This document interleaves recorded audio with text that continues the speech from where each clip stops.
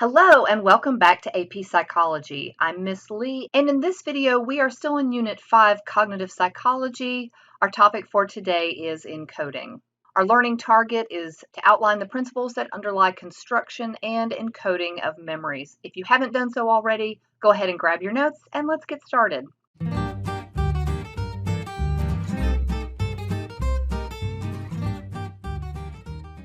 So let's think back to the analogy of our memories being kind of like a computer. Encoding is where we are getting the information in. We don't actually have a picture of this sweet puppy in our brains. We have a mental representation. Our cognitive system understands the representation of this puppy. And the same goes for letters or words or sounds or anything that we are able to get into our memory that we have encoded. All right, so how do we encode? Some information, for example, what you ate for lunch today, is automatically processed. However, new information like a new cell phone number or a new friend's name requires some type of attention and effort. Enormous amounts of information is processed without us having to do anything about it. For example, space. While you are reading a textbook, you automatically kind of figure out where the place of a picture is on the page or on the screen. You take in information about where the headings are. You take information about the fonts. Time is another example. We automatically note when events take place in a day. We can kind of figure out, okay, that happened around lunchtime or whatever. And then frequency. You effortlessly keep track of how often things happen to you. So you sort of have an idea of how many times you trip in a day, or how many times you've eaten, or how many cups of coffee you've had, if it's me we're talking about. We also know where we were when an accident occurred. We know about what time we woke up this morning, or at what point of the show that crazy thing happened. So yeah, you're able to say, it was about halfway through. And you can tell how many pieces of pizza you had, or how many speeding tickets you've had, or so on and so forth. The main point here is that for automatic processing to happen, you don't have to rehearse the information to encode it like you do with effortful processing. For instance, you don't repeat to yourself at lunch, I'm in the cafeteria, it's about 12 p.m., and I'm having fish sticks and fries, because that would be weird and it's completely unnecessary. You automatically process this information. Effortful processing, on the other hand, it's when novel information or new information is committed to memory that requires effort, like learning a new concept from a text, like figuring out your vocabulary terms. Such processing leads to durable and accessible memories, like the adage of practice makes perfect. Basically, when you do practice something, when you put some effort into it, it is going to be able to be brought back out of your memory a little bit better, more accurately. But encoding doesn't always go well, now does it? So there are a couple of memory effects. The first one we're going to talk about is the next in line effect. When your recall is better for what other people say, but poor for a person just before you in line. That's the next in line effect. Spacing effect. We retain information better when our rehearsal is distributed over time. Yes, I've had people really try to convince me that cramming works for them.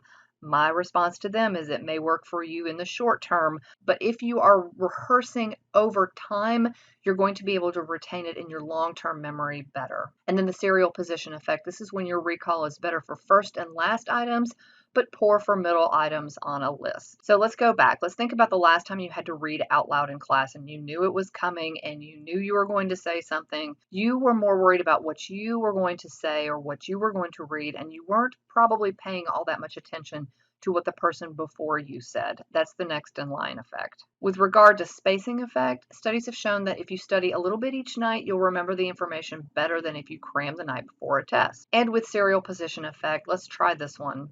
Write down as many US presidents' names you can remember and go. If you need to pause the video here, go ahead and do that. This is an activity that we will be trying in class, and my guess is you will typically remember the first couple of presidents and the last more recent presidents, with a couple of presidents kind of sprinkled in the middle, but for the most part, the serial position effect usually takes hold here. All right, so let's talk about the different types of encoding. We have visual encoding. These are mental pictures, and they can be a very powerful way to effortfully process information, especially when combined with semantic encoding, which we'll talk about in just a moment. So here you see pictures that are showing adverse effects of both tanning and smoking, And as you can see, the picture is going to be a lot more effective when trying to make this point than simply talking about it. You're going to remember this picture much more than you would remember me just telling you about the effects of tanning and smoking. My guess is that you've experienced teachers telling you to actively read or to actively process as you are reading or going through new information.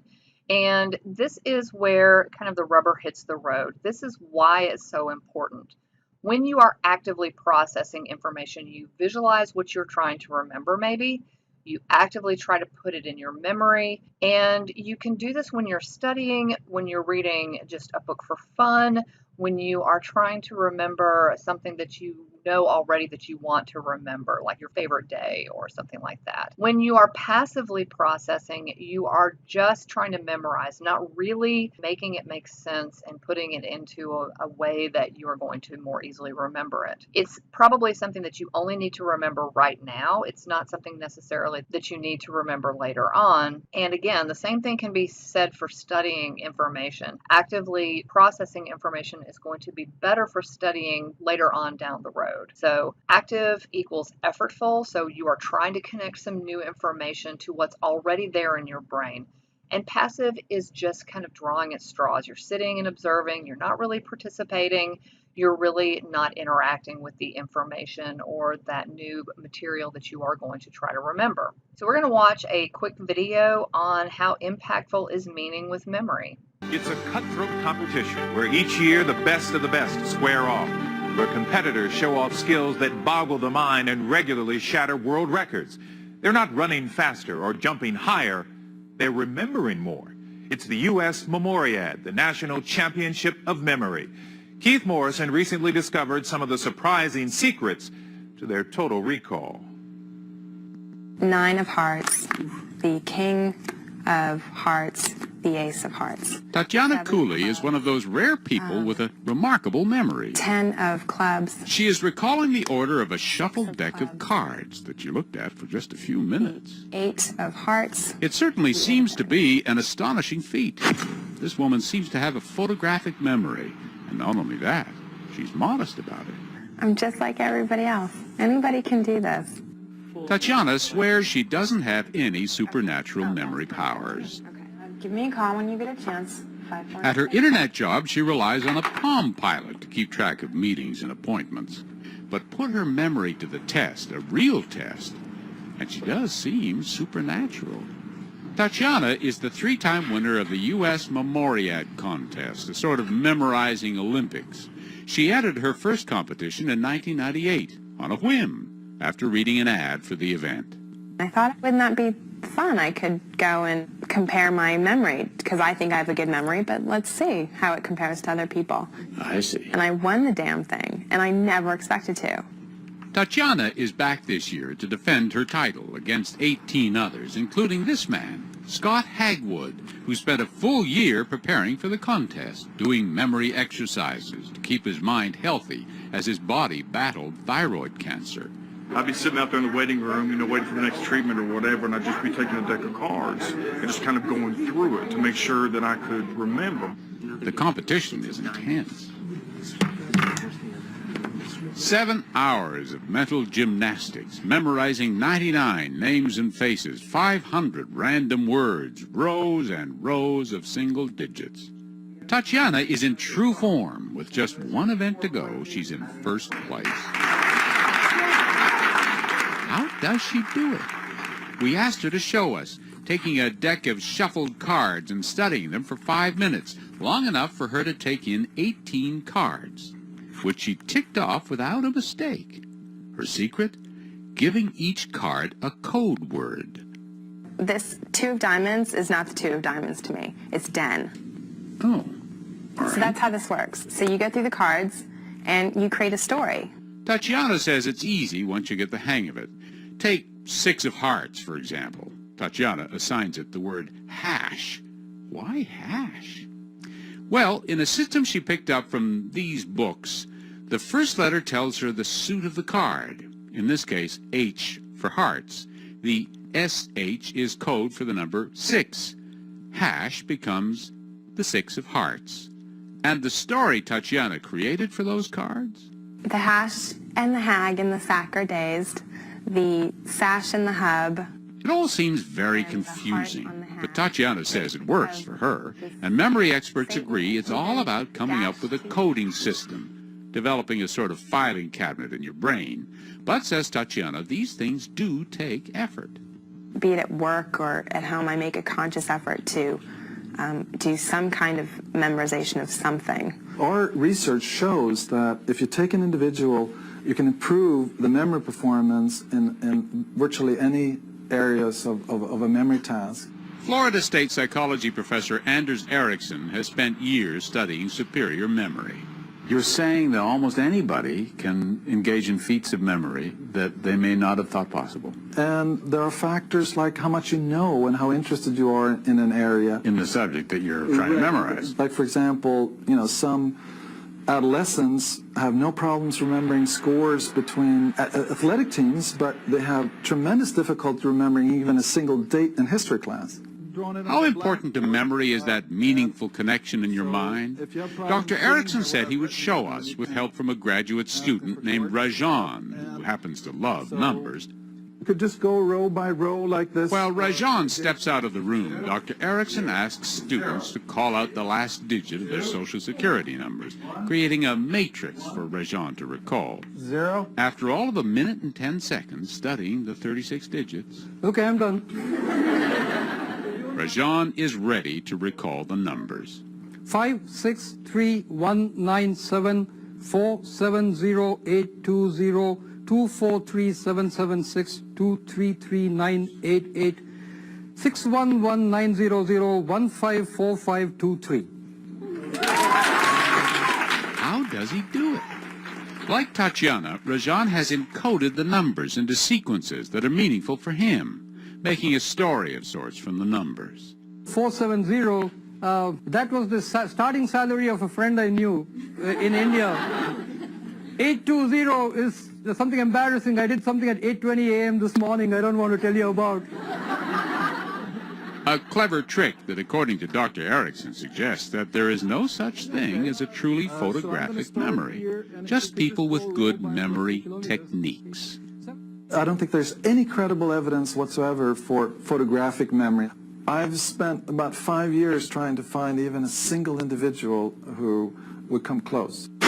Diagonal from the top left to the bottom right. 5, 7. To make his point, Dr. Ericsson asks Rajan to recall the numbers diagonally.